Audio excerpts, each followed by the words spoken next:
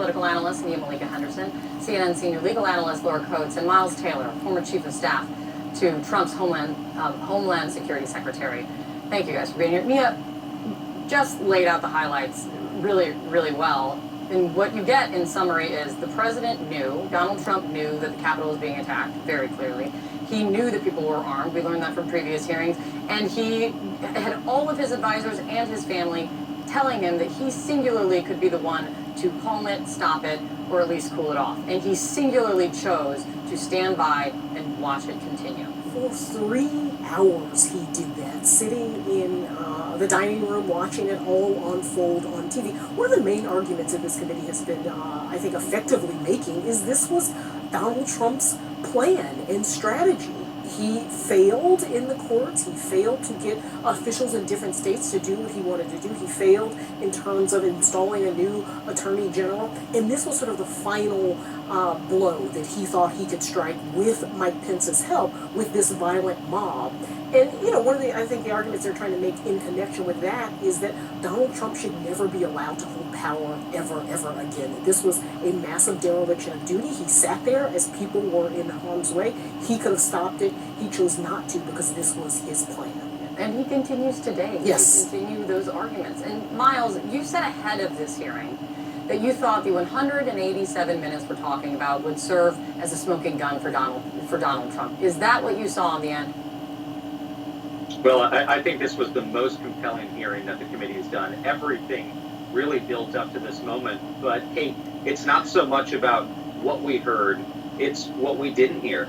And we have not heard up until this point any excuse for the 187 minutes that Donald Trump did nothing. No one, not from Trump, not from his allies, no one has given us a credible explanation for why Donald Trump waited the length of a Lord of the Rings movie or the Batman movie or The Godfather to do anything. And it's not like he didn't have his phone with him. We know that there were text messages with his family members, with allies at Fox News, and phone calls with people like Rudy Giuliani. So while his aides, especially his national security aides, were pleading for him to do something, Trump was doing nothing. And I think, again, the takeaway here is if Trump could have done anything to stop this and didn't, the likeliest answer is it's because he didn't want it to stop. And we saw that with those outtakes, is a Trump that's very frustrated, not only that the insurrection failed, but also that he's having to potentially concede to losing that election. I mean, one other thing that I would add, Kate, is you've got to compare this to another historical analogy, and Laura and I have talked about this before, and that is, look 20 years ago, the last time we had a major terrorist attack against this country on 9/11, and George W. Bush was excoriated for waiting 7 minutes to respond in an elementary school down in Florida. 7 minutes. Donald Trump waited 26 times that long to respond to the terrorist attack on the United States Capitol. That is indeed, Kate, the biggest smoking gun in all of this. And Laura, there's a political and there's the legal. This has been a conversation throughout, right? George Conway, just this morning, said that if the Justice Department now doesn't look seriously at charging Trump after all of this, the way he said it is, then there is something seriously wrong. What do you think after everything presented last night? I think their case is immeasurably strengthened by what we saw last night. I mean, we had all, for anyone who was looking out and holding out hope for some reason that during that 187 minutes, Donald Trump was actually running around trying to get the levers of power in motion. This was the bureaucratic wheel that was really, really slowly coming into motion. You confirmed yesterday that that was not the case. There was no opportunity for a glimmer of hope. He was watching it all unfold, and that's why December 18th meeting, that explosive meeting that they focused on in the last hearing and before, was so important to talk about this now becoming the plan. All legal channels have been exhausted.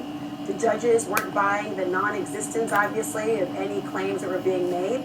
You had the state legislators like Rusty Bowers and the Brad Raffensperger not playing, being called wimps and weak by Rudy Giuliani-like. And now you have the idea of, okay, let's assemble the minions and let things go from there. Why this is important legally, of course, Kate, is because the official proceeding was supposed to go on in the Capitol.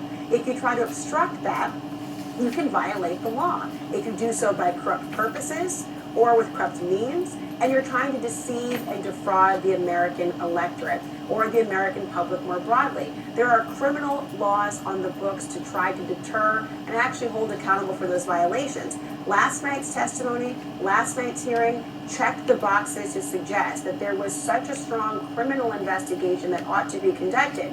Also, civilly, there are existing civil lawsuits against Donald Trump right now from officers and others who were endangered that day based on even a lower standard of evidence, the preponderance of evidence.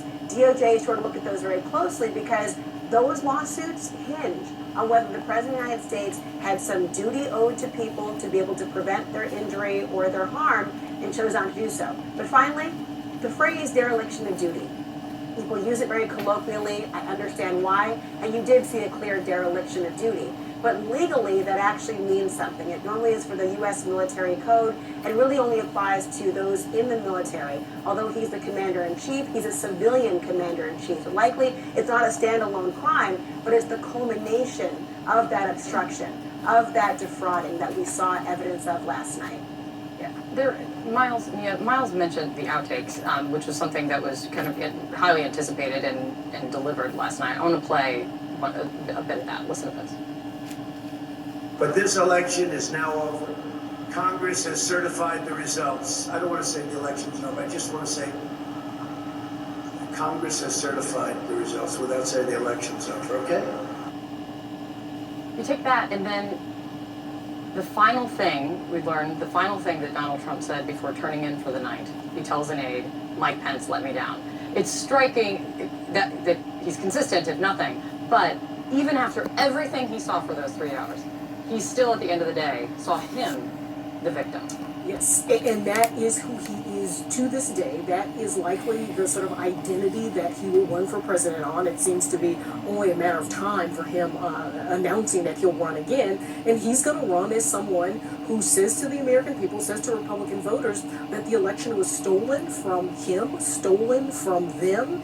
And you can see him there in that moment, essentially saying, I'm going to continue this. I can't say that the election is over now, because tomorrow and the next day and for the next many, many months and months and months, I'm going to carry this lie forward that has already gotten into this mess, for January 6th, because he'd been lying about the election for months and months and months, even before the election was held.